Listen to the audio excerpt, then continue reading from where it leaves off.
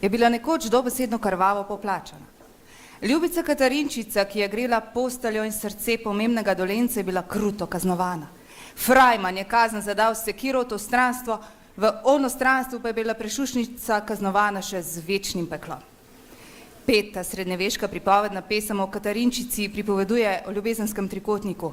Mlajša veteranska skupina pod vodstvom Erike Blažič in Boštjana Japla je s to odrsko postavitvijo dosegla državni nivo, kar pomeni, da so prikazali eno od najboljših odrskih postavitev v Sloveniji na srečanjih folklornih skupin.